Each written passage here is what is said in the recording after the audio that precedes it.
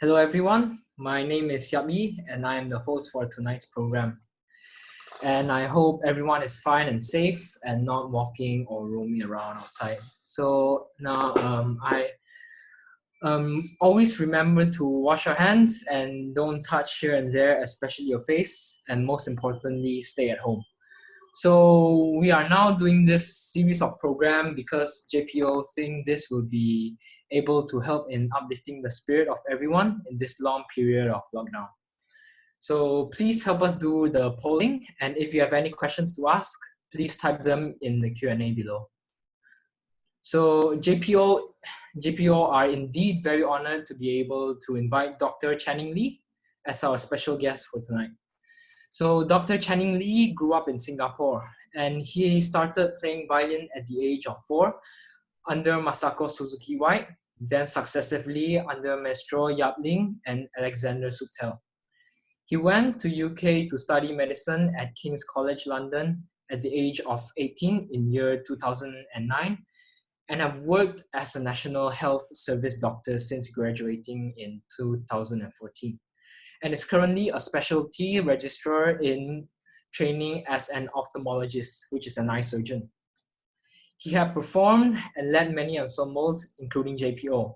While being a medical student, he performs regularly with several orchestras in London, including the esteemed University of London Symphony, under the baton of Daniel Capps. But his best memories of music were coming home in the summer and working with JPO and the Kangkok String Ensemble, especially with the Hong Kong MOI collaboration. Apart from work as an eye surgeon, he leads the University of Liverpool Symphony and String Quartet. He also leads a Bible study group and is also a visiting academic researcher at the London School of Hygiene and Tropical Medicine.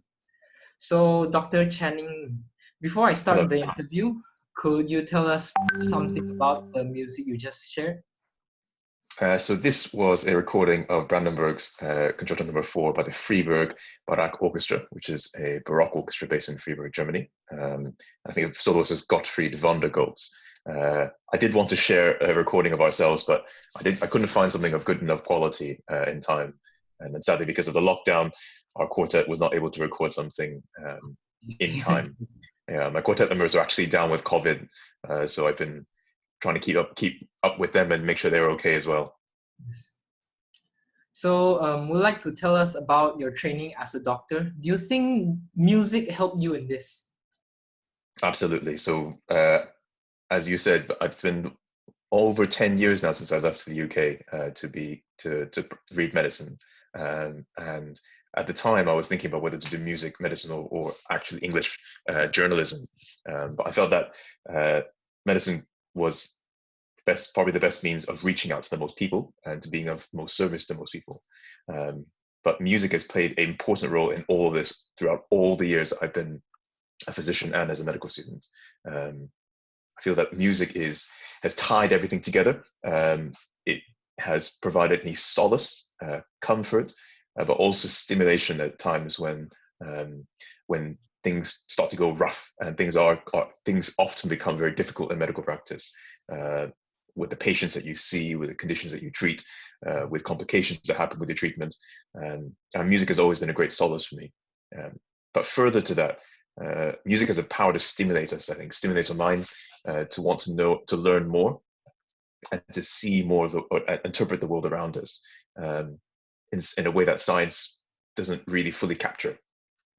So I'd say music has been a pervasive and continues to be a pervasive influence for me, even in my practice as a physician. Thank you. So how about your time with JPO and how that experience has shaped you? Well, yeah, you should know this better than others.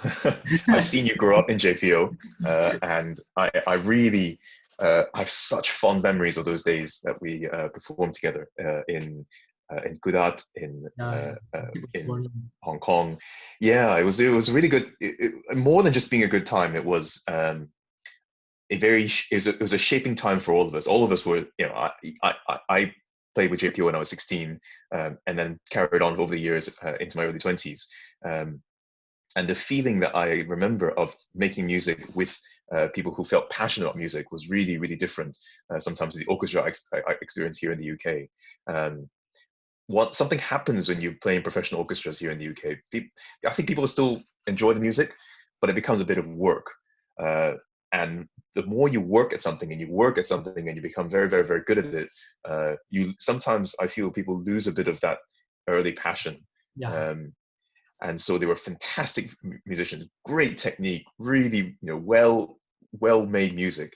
But I look forward to my time coming back home to Malaysia more, because that's when we had this passion for music. Exactly. Yeah, they were great times. And some of the photos that I've got here represent those times. This one that's on the screen now was at a time when Mr. Yap and I were both in Myanmar. I was going there to do a health camp, doing some eye surgery, and I stopped by to help him with this orchestra. And it was that same passion for music that I remember, and that I miss, really. So how has your experience as a musician shaped your practice now as a doctor and a surgeon? So the times I've spent working with ensembles is the thing that's really struck me the most. When you're making music, you need to, you cannot make music alone. It is an orchestra or even a small ensemble is a group of musicians with their own timing, their own rhythm, and their own interpretations, all trying to work together to create something greater than the sum of its parts. And I feel that is a mentality I've taken into medical practice. Let me tell you, as surgeons are very opinionated, as you may have already experienced with my opinions. You go into a consultation with 3 surgeons, you'll come up with 8 different opinions. And I've seen so many times in surgical teams, the surgeon just wants to take the lead. They feel that their opinions are really important, and they are. But as a musician, you learn to accept strong opinions, yes, but use them to build something greater than the sum of its parts. And I feel that is one of the ways that music has shaped me in my practice as a surgeon. I try not to just believe that my decisions are the best, but to accept that there are differing viewpoints to mine, that most of which may even be better. yes. Yeah. So now, how has your faith shaped your career as a doctor and as a musician? As you know, I lead a Bible study group. I'm a Christian, as is my family, and faith is especially in times like now, faith brings comfort that no amount of medical knowledge or scientific knowledge can bring. I've had times when I've been asked by patients to pray with them in clinic because they've seen that I show signs of faith. I have a Bible or something from my church on the table, and moments when I've spoken to patients about the risk of going blind, of their children being blind, of them dying. There's been nothing that has given them solace the same way that faith does. It's not to say that my faith is better than any other faith. That I don't try and impose any faith on others, but I will often ask someone if they have a faith that they can rely on in times of great difficulty. And now more so than ever, the COVID crisis has really shook a lot of people's understandings about the world, about their role in it, and the way that we pull together as a Christian health medical community has, I think, emboldened us to be that source of comfort to our patients. So now, as a doctor and as a musician, how do you balance your time? Very difficult. I have many things cooking at the same time always. Some things start to overcook, others undercook. There's no easy answer to this, and I've still been grappling with the same question many years later. I find that if I'm not doing the things that I normally would enjoy, such as performing, such as exercising, such as spending time with the people that I love, then it's a sign that I'm overburdened. And more than anything, that's a real sign that that my capacity is starting to lessen. In terms of balancing time, I think I try and make time for that things that are important, and that's the guiding key. If it's important to you, you make time, and you prioritize the things that are large, the big chunks, the big rocks in your life, and what those will be will vary from person to person, and then you let all the other little things fill the gaps. You know. Yeah. So how have you responded as a doctor, musician, and a Christian in this time of crisis? Mm. I understand that things are different across the different parts of the world. Malaysia has a mandatory lockdown. UK, our lockdown isn't quite mandatory, but you can still leave the house to exercise and get groceries. But really, people should be staying at home. As a physician, my work has changed. I've had to stop almost all my surgery, and certainly most of my eye patients have had to be delayed by a number of months, because most of them are in their 70s and 80s with health issues that increase the risk of infection. And as a result, I've been redeployed to ITU. So from next week onwards, I'll be doing night shifts for 2 weeks, and then day shifts for 2 weeks, and then alternating that for the next 3 months. So things have changed quite considerably for all of us. For me, I think the most important thing is not to lose my head, and not to lose our heads, to panic and to worry. This is an issue. It is important that people follow advice, but not to panic about the situation. Stay alert. Indeed, if you look at the figures that have come out of China, Korea, and Italy, mortality figures are hovering about 4%, and about one in every 8 to 1 in every 10 people may need to come to intensive care unit. So it is a significant chunk of the population, but over 80% of people have mild symptoms and recover well, with no further medical input needed. Yes. So if any one of you guys have any questions, please leave it down in the Q&A. So Dr. Channing will answer your questions. Yes. So like I said, when I agreed to take this, to do this, I really wanted to spend as little time as possible. I could talk about myself and answering as many questions as I could, because I feel that I prefer this to be a platform for JPO, and for those others listening to ask questions. Yeah. And take your time. For now, there are no questions yet. Okay. So, okay. So around like 2 weeks or next week, you say you'll be working in the ITU, right? Yes. Yeah, I've not the frontline. Yeah, indeed. Yes. So for the last 2 weeks, I've been doing only emergency eyes. So seeing all the emergency cases that come into hospital with eye-related problems. And yesterday, I had my first training session in ITU since I was a junior doctor many years ago. And the ITU now is entirely a COVID area. So we have to put on a special mask, goggles, headband, a plastic apron, and gloves when we enter. And then each patient we see, we need to add on an additional gown and plastic gloves. So the same thing that you would normally wear for Ebola. It's pretty intense. I took a photo of myself yesterday with all the gear up, but I decided not to share it today, but maybe I'll put it on Facebook later. The work is intense. It's 13-hour shifts, 5 times a week. So you're working from 8 p.m. until 9 o'clock in the morning, and then you start again the next day, and then the next day, and then the next day, and then you take a day break, and then you switch over to days and work from 8 a.m. to 9 p.m. So it's pretty intense. The patients are not well; they're very, very unwell. But Yeah. So we currently are receiving questions now, and this one is from anonymous. Not sure who is it. So he or she asks, are you currently teaching in any conservatories, or in the past have you taught in any conservatories? I haven't. I think that if you really spend time teaching someone, or committing to someone, you're committing essentially to a relationship to build someone up. and that's a big commitment. I know different people have different approaches to teaching, but for me, when I take up teaching medical students, for example, I know that I'm guiding them through their early stages of the career. When I teach doctors, I know that I need to not just impart knowledge, but impart a belief system, an ethos, a standard of practice that needs to be maintained for their whole careers. And so it's not a simple thing just to take someone up for teaching. For music, I approach the same way. I think that there's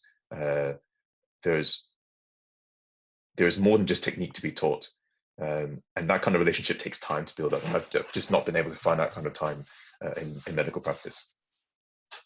And then now a question from Jerome Yong.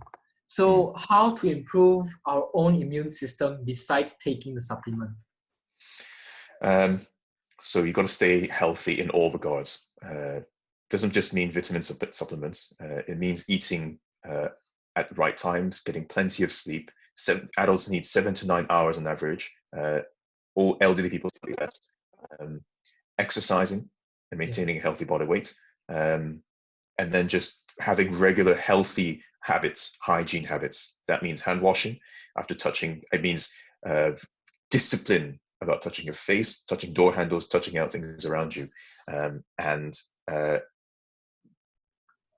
being vigilant about that contact with other people. Yeah. And then another question from Anonymous. So have you thought about pursuing a music career before you decided to become a doctor? I did think about it. I think I don't have the same kind of talent that many other musicians have, so I felt that perhaps I should leave that field for people who are much more capable than I was. I think that at the time, I felt that I could be of more service to more people as a medic than as a musician. And as you may know, medical careers are a long time in training. I did 5 years medical school, 2 years as a junior doctor. I've got 7 years of specialty training, plus an extra 1 or 2 years as a fellowship. And if I do a PhD, that's an extra 2 years. So it's a minimum of 12 to 14 years to come out as a consultant in your field before you even start practice. And if you want to be a surgeon, which I kind of decided on fairly early, I know that I have probably about 30 years when I come out of training to operate before my hands start to shake, my vision starts to become problematic, and I'll do more harm as a surgeon than benefit. So there's a lot of pragmatic things that need to be taken into account. Some of my colleagues were musicians, so I played with an excellent musician from the London School the London Symphony Orchestra, who became a doctor in the same year that I was. He was a fantastic musician, but he came into it in his late 30s, and Aaron is his name, and he'll be in training until his 50s, in which case he'll have maybe 10 years of practice before he starts to retire. These things take time. It takes time to invest to become good at something. Yes. So a question from anonymous person also. So have you so this one is from Klinsman O'Neill. So in a doctor's perspective, is it wise to switch some music on for patients combating the virus? If yes, what genre? Whatever genre they like. Hospital, that might be a bit difficult because if you're in a ward with lots of people, then some person likes rock music, no one else likes it, and bear in mind that a lot of the elderly people they tend to prefer like softer classical music rather than the younger patients who like the more modern stuff. What I'll say is, from a medical point of view, the patients who really are ill from COVID won't be able to hear the music. They're just too unwell. They're ventilated on a respirator, and they need to be sedated because their lungs start to give out. The patients who are recovering at home, listen to what you like. There is very, very little evidence between music and genuine physical healing as we understand it in Western medicine. This may change as more research comes on, but at the minute, we know that music stimulates us mentally, but we don't know if it has any direct link to healing and healing properties, unfortunately. Yes. Okay, thank you. So now from anonymous person, do you find time to practice your violin? Good question. The answer is no. part of the reason why I schedule in so many music-related things with my orchestra and quartet is because I find time to practice. Then I have no choice. I'm accountable to someone to practice, so that forces me to practice. I don't do Ling Ling styles of 40 hours of practice a week or a day. I sometimes bring my violin to work, so I will practice in my clinic room between patients or between clinics, and sometimes I'll practice in theatre. So if I'm doing a long case in a long day in theatre, I'll start operating, and then if there's a gap between, say, the morning and then late morning list, I'll go off and practice in the treatment room, and then come back and operate on the next patient. Yeah. So also from an anonymous person, what makes Dr. Chatty take up the violin and not a different instrument like the viola? Good question. So many doctors play violin, you know. A lot of doctors play the violin, among other instruments.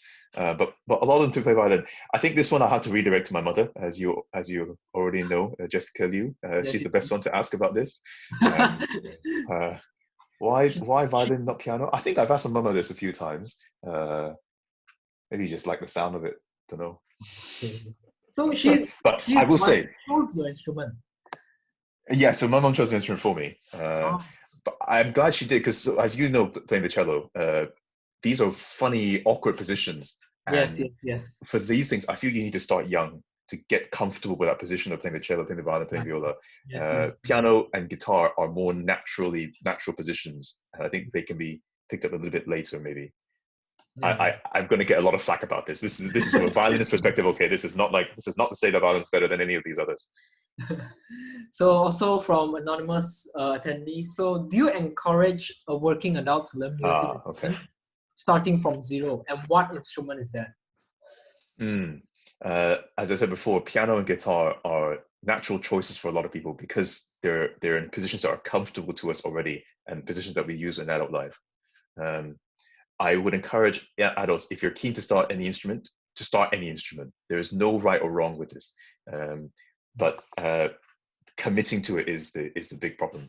Just like committing to languages, to learning about art, painting, about pottery or history. We fill our lives with so many things, so many big priorities, that it can be very easy to just drop things. And so whatever you do, you commit to it. You know. Yes. And so this from my sister, Yap Chin. Yes. So how often do you practice? Did I not already answer this? Okay, on average, if you really have to put any number to it, I'll probably get at most maybe 10 hours a week at the most. 10 hours a week. Yeah.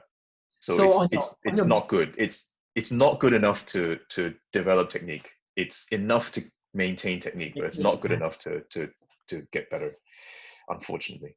So how about like your busiest days, like busiest weeks? Do you get no practice at all? No plans. I get home, I go straight to bed, and then I get up, eat something quickly, and go back straight back to work. Okay. So one from anonymous attendee. So are you scared being a frontliner? No. There's a bit of apprehension because these are areas of medicine that I've not had to exercise for a long time. I don't think I'm particularly scared. These people need us, and one of the mindsets I think of that people fall into, especially medical professionals, is when people need you, all other priorities go out the window. You focus, you be there for the people who need you. And my view is, if I die, I know that, at least for me, okay, this is not necessarily something I'm saying, but I believe in a God. I believe in that I will be judged before Christ, the throne of Christ, and so I don't particularly mind. Death comes for us all. It will come whether we're young, old, whether we're ready or not. Ideally ready, and so just prepare yourself for it, for the eventuality, and get on. The job needs doing. Okay, so another question from anonymous attendee. How do you ensure your well-being as a frontliner now? And are you required to work longer hours? Yes. The answer is yes. For me personally, I've just tried to reschedule my sleep schedules to make sure I'm getting plenty of sleep, vitamin C, and healthy meals. And then For longer hours, yeah. So 13-hour shifts are not something I've done for a long while. When I've been on call, usually as an eye surgeon, I'm on call from home. And so I'll cover, say, a 24, 48-hour period. But I only come in when there's really people who need seeing for eyes. Whereas this, so looking after someone in intensive care is a 24/7 job. They're on a machine, they're not awake. They will regularly spike temperatures, their heart rates and respiratory rate will drop. And then yeah, these you need to be vigilant at all times, and so it's going to be tiring. But hey ho. Okay, so another question. So, have any life lessons that you had picked up in your early years as a musician assisted you in your career in medicine, both during during the studying of music and your current practice? I think there's a few key lessons that I learned. Number one is not to fear the stage. I still get some palpitations whenever I go on stage, but there's a part of me that loves it more than fears it, and that is so important. You may have seen in some of the earlier photos when we were doing the interview, presenting at a conference. Public speaking and that ability to present in a public environment is not doesn't come naturally to a lot of people. But you build it up as a musician because you have to. You get out there, you perform, you deliver a product. And so that is so useful in my medical career and making that decision as well. Other life lessons: finishing what I start. That's a big thing. Committing, when you commit to something, you commit 100%. You commit all the way until the job is done. And then just discipline.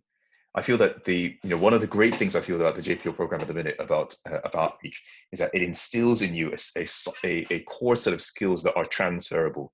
Transferable skills. Yes, the skills to talk to people, to convey information, to compose yourself, and to have the discipline to practice an art, practice a craft. These are skills that no one can teach you, but must be acquired, because if you don't acquire them at this early stage in your life, you never acquire them. Yes.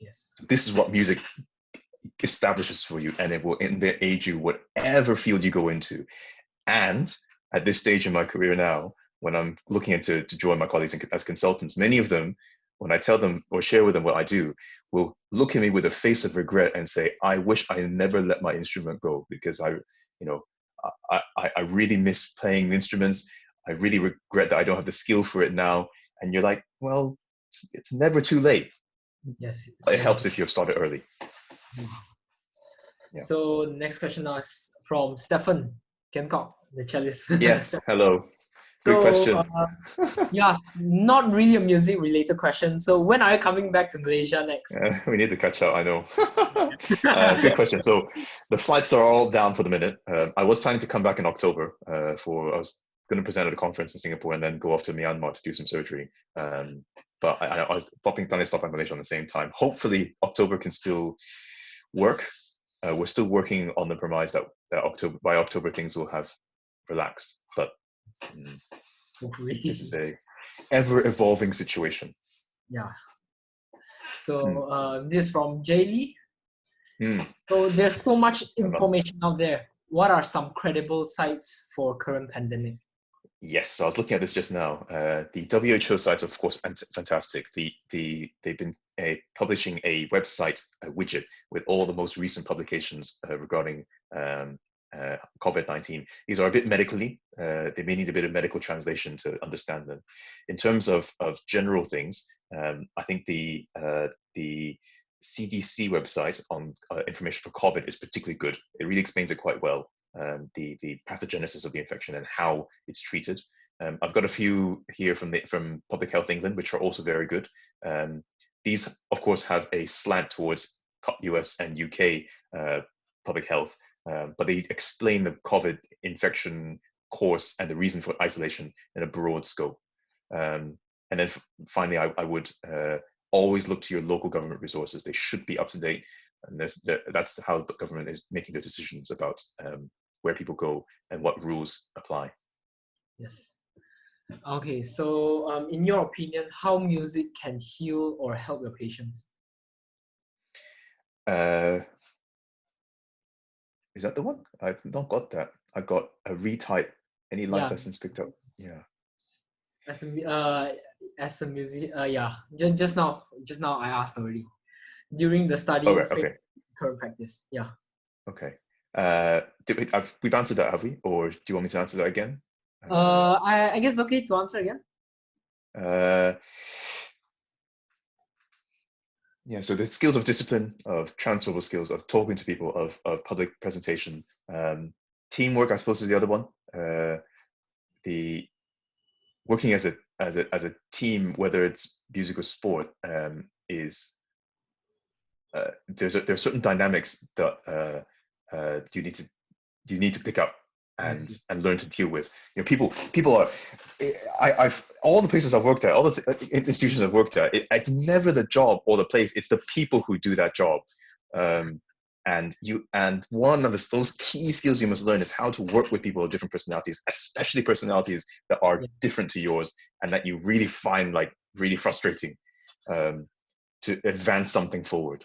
Uh, that is so important, and so many people find that as a stumbling block because they can't deal with it. They'd rather just ignore a situation rather than address it. You Yeah. know. Yes. Anyway, yes.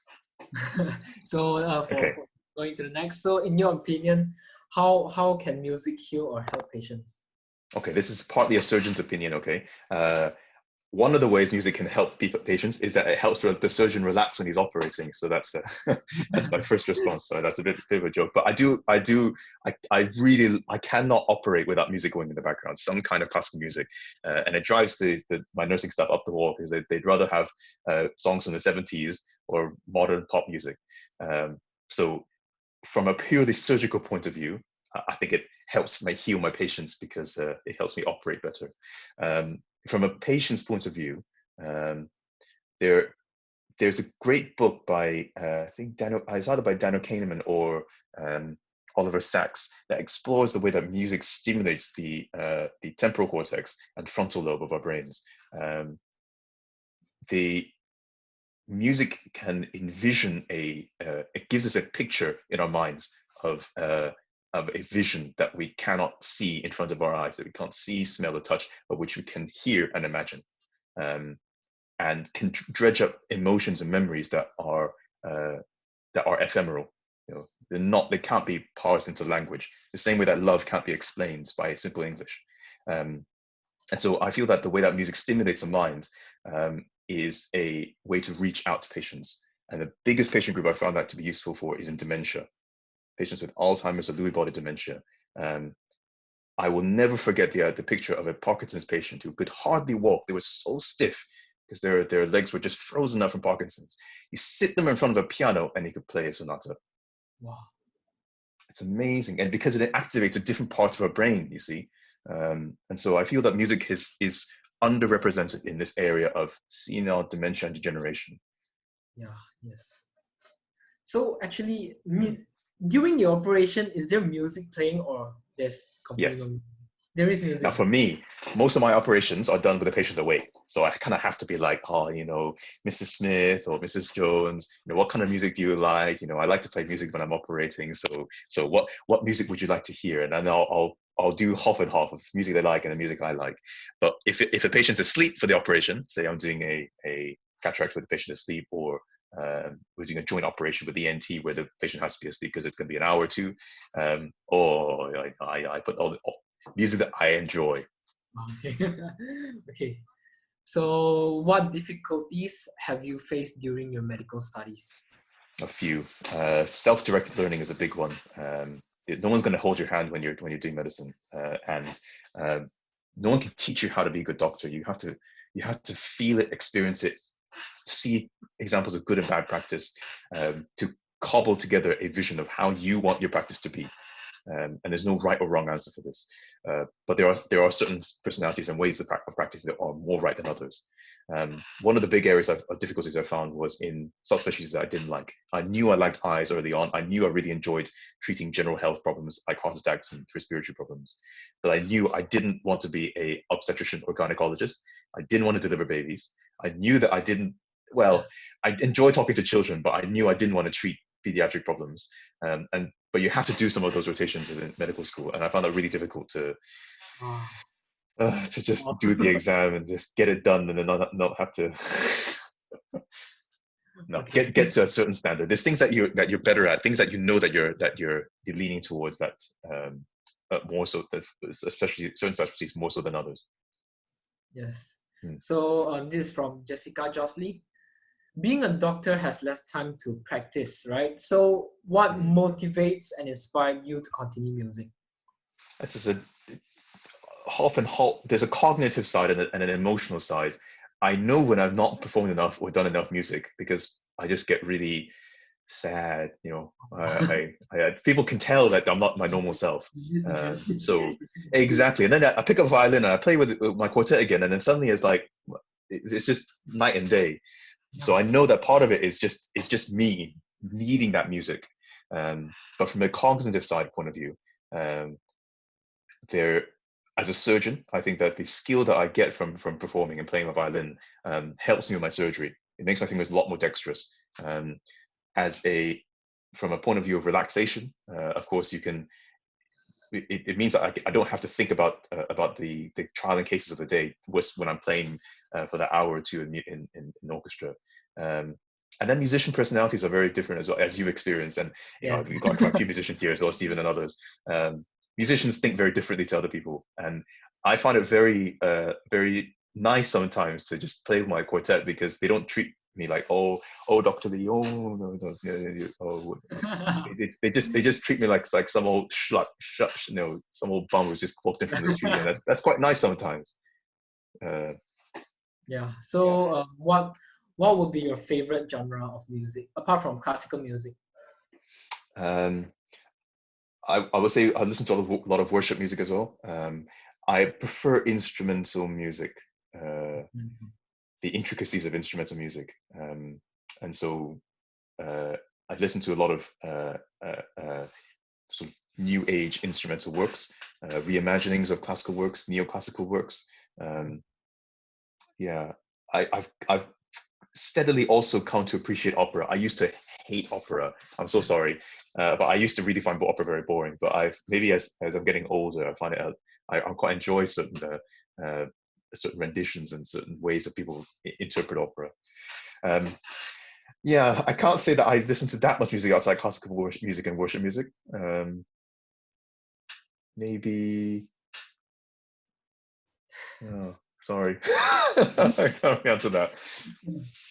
Mm. Okay. So so here writes, I heard that some surgeons listen to music while performing Yeah. surgery. Is that true? Yes. So does it help you Yes. focus? So I've already told you that I will almost always have some music going on in my operating theatre.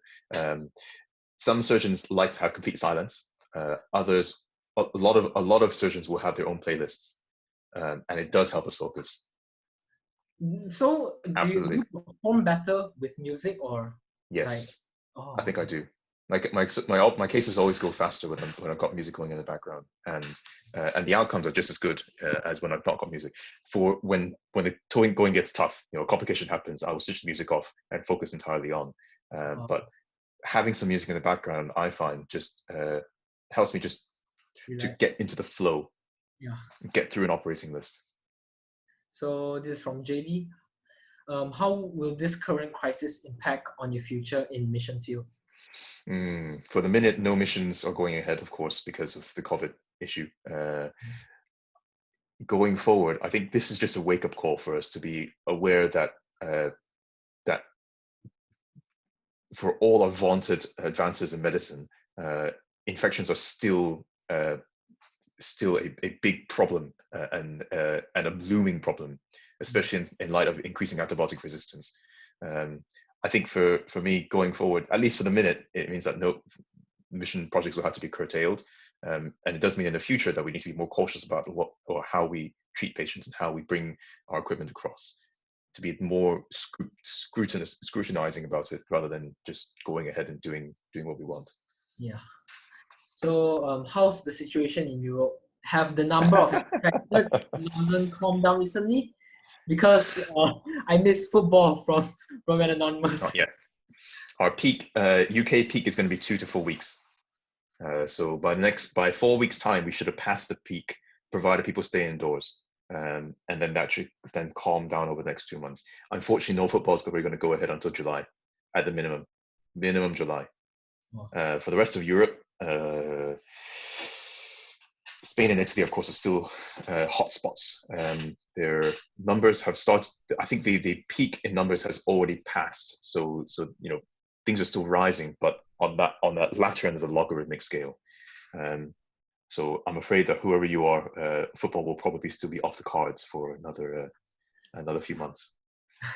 So what actually inspired you to be part of this music career, the music career? I love music.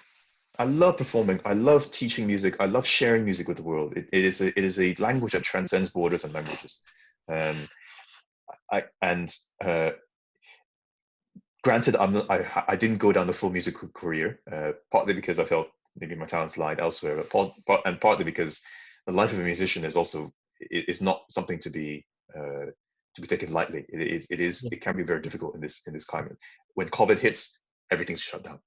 And where is your where your performance, how can you perform, and I think that the way that you have to shape yourself, your career as a musician nowadays, if you're not a high-flying performing artist with Decca or EMI or one of the other major music label records, your time is going to have to split between teaching, working with different ensembles, finding ways to collaborate, but also generate an income. If you saw the photos I performed earlier at the UK music event near number 10 Downing Street, and they presented that the average salary for a musician in the UK is about £22,000 to £23,000 a year, which can be quite. It's a bit lower than the average wage for a office desk worker, for example. So it is something that you need to bear in mind.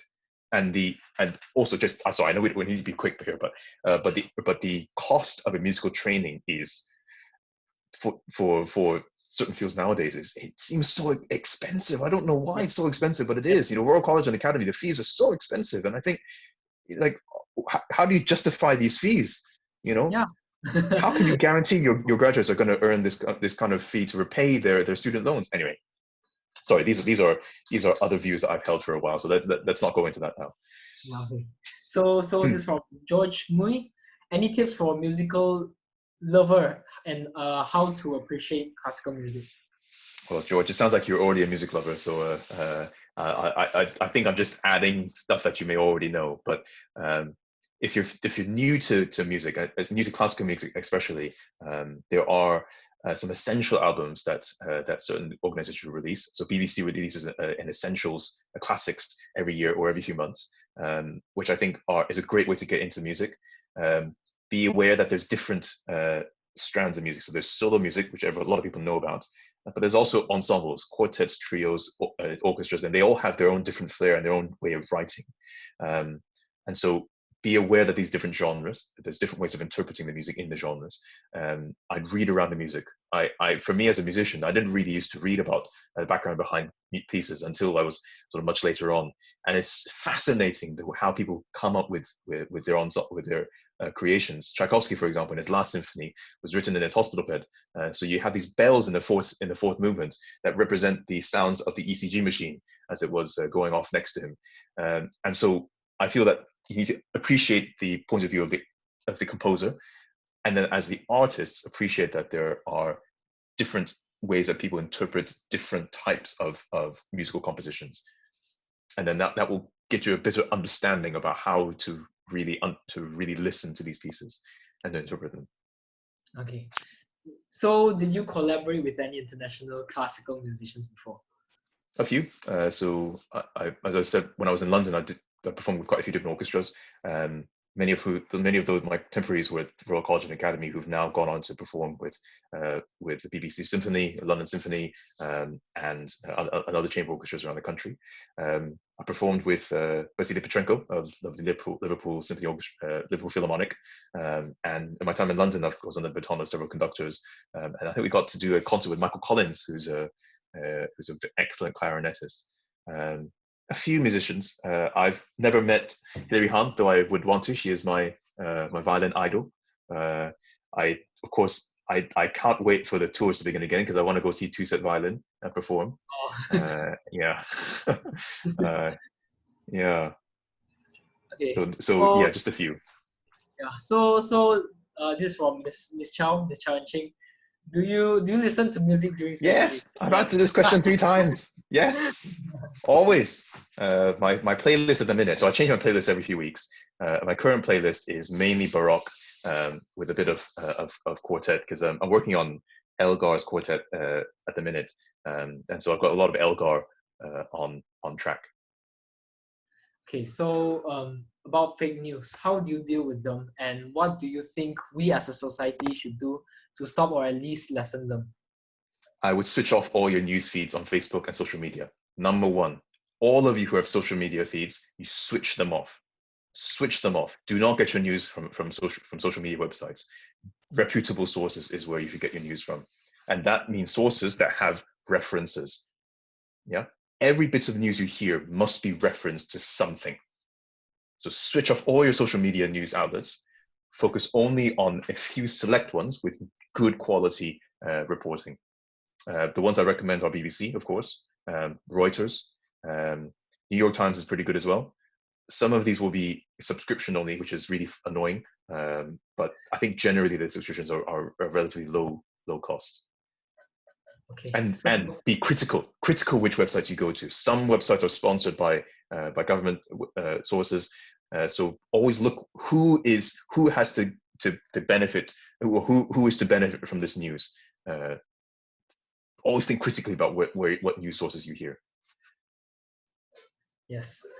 So do you think of starting a YouTube channel to share Yeah, about music and medical experience and all these things? I've thought about this. There's a doctor in the States who plays violin, and I think she's an intensivist. And so there's a few YouTube channels around. They take a lot of work. You have to have the right setup of equipment, so a proper recording desk, and that setup cost is already a problem. You need to edit your videos, and then yeah, and there's a time investment in it as well. And at the minute, I'd rather focus on becoming a good doctor rather than Yeah. a social media celebrity. So another one again from Miss Chow. So can you give some advice to the young people now how to plan their practice schedule since you are busy with work but still manage to practice 10 hours per week? Yeah, so I fit some of my practice around work. As I said, I bring my violin in, and when I've got a free slot, I will just do a few scales. When I'm at home, I try and schedule my time so that I have a plan to work through. And when I do practice and I find that time slot, I try and do a set pattern every single time. I'll do one scale, I'll do a study, and then I'll work on the pieces that I'm working on. So Elgar and at the minute and some Brahms. And I will set myself 40 minutes and then break, and then and carry on. So you need to schedule in your rest, and I think that really helps when you start practicing and you don't know when you're going to take a break. It really it's very painful, very sucky. So it's just being proactive about how you plan your schedule, and when you practice, you plan your practice. Yes. Okay, thank you. And so this from Miss Jennifer Lingy. So hi Jenny, we're so proud of you. So Malaysia has Oh, thank you. imposed control order from 18th March to 14 April. Do you think this is enough or should we extend that period? Good question. The UK period is roughly the same, although I suspect it will be extended. The main reason that they impose movement control orders is that you want to limit the number of cases coming to hospitals, so you don't get a sudden surge of cases and all the beds are filled and there's nowhere for us to put you, as it happened in Spain and Italy. So the movement control order, having strict timeframes is, I feel, not the right decision. You should give a general frame to say that we expect the peak will be over in 6 weeks, so things will start to relax. But I don't think having a set time frame is the right decision, because this is on a week by week basis. Yes. Okay, so can you do outdoor exercise now, like jogging in a park or along the river? follow your local guidelines. For the UK, what I can say is that we're allowed to go outside to exercise for up to 1 hour, and that's the guidance that I've been given from the government and from all these other sources, and to maintain social distancing at the same time. I don't know what the rules are in Malaysia. I suspect that they're a bit tighter than they are in the UK, and so I would follow government policy. As a physician, I have to say that really stick to social distancing as much as you can. It is the best way to limit spread of disease at this stage. Yes, yes. So this is from Gabriel Chong. So what pieces do you listen while operating? This changes every few weeks. At the minute, it's Elgar, as I said. I love to have some Baroque on. I just really enjoy the Baroque pieces. But you know, I enjoy Schubert, Death in the Maiden. I love Beethoven's late quartets. I would tend to prefer quartet and chamber music than solo music, just because it's less fiery, and you kind of want something that's calmer when you're operating. Nothing to just stimulate you as you're just about to do something really important. Okay. So from this one from Jang Alan, I hope I don't read the name wrong. So why pursue medicine and not music? I felt I could make more difference as a physician than as a musician at that stage in life, and I still have some of that feeling or that outlook. With at least as an eye surgeon, I know I can make an impact in a short period of time, restore vision to patients who have lost vision, and prevent vision loss. These are really important areas. Look, we all have different talents and different callings in life. I feel my calling is as a physician, even though as much as I love music. For others, that calling will be different. You can do just as much with music as with medicine. El Sistema in South America is a great example, that the reach that you have from teaching and the skills you gain from music can go far beyond oneself. So for me personally, I felt a calling to medicine and not music. But that's not to say that is the reason why you should do medicine rather than music. It's a lot of work, come what may.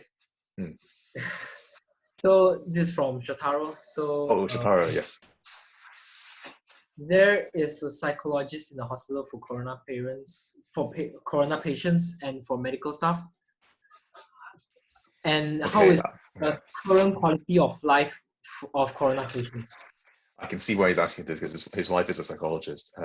We've been offered free counseling from the NHS in this time of crisis for us as physicians, as frontline staff, because obviously some of our colleagues are going off ill, and it's a very stressful and uncertain time.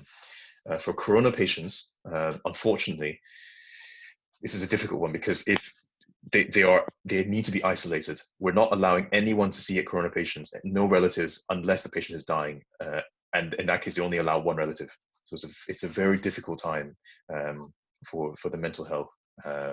We try and do our best as physicians, but of course we're not counselors. So it's really sort of telling people that we need to get you over the acute period, but there will be a time of recuperation and a time for reflection after this. Quality of life of corona patients, if they're unwell, it's probably not first on our minds at the moment. When they're really unwell, corona patients become unwell very quickly. Within 10 days, someone who is going to be on a ventilator will be on a ventilator within 10 days, sometimes within 12 hours. And generally, they either go one or two ways. They recover or they die. But to support them, you need to sedate them so that they're asleep while you're giving them that ventilatory support. For mild cases who are self-isolating, I think this is a difficult question to answer as well, because we're social creatures. My church my church group is obviously very worried about me because I'm living on my own, whereas most of the others have family here, or they're living with someone else. So it's kind of, you've got this social support. So I've been very thankful to the church group for maintaining that thing. But we're also, as a group of physicians, trying to keep in touch with others who are living on their own, so that they don't feel so isolated. Yes. I hope that answers the question. So there are many good and established musicians in London. Do you think you still have time to arrange masterclass with them? At the minute, obviously no. I think the big problem I've had with masterclasses is that they're always held during the weekdays when I'm at work, which is really, really annoying. There was, Vengerov regularly does master classes. There's often something going on at Whitmore Hall, but you kind of you need to have time to go to them, and generally that's music students who have fairly flexible schedules. I think people who are doing arts, liberal or like classics degrees, and then older people. So in London, you classically see a lot of really old people coming to these master classes as well, just to enjoy the experience of being taught by a maestro. So I probably won't have time to arrange master classes with them, at least unless I take a sabbatical or something like that. I think. So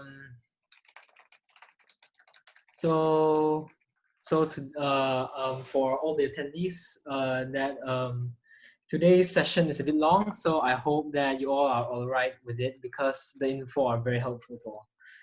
Yeah. So I'm moving on to the next question. Okay, this one is from Chris Yak. So are there any similarities of the mental challenges approach on your general health work and music practicing? Some similarities, yes. So as a surgeon, I think that the mindset I get into when I'm practicing is the same mindset I'm in when I'm operating. You've experienced that. I think all of us here who've played instruments will have experienced that mindset when you're practicing and you're in the zone. You're alert, but at the same time, your mind is relaxed. And you focus on small things as you're practicing. At least I do. Where I place my fingers, how do I do my vibrato? Where's my bow going this time? Is it straight? Is it curved? How do I want to phrase this? And that mindset is the same thing when I'm operating. Have I made my incision too deep, too shallow? What should I do for next time? How to improve this step of the operation?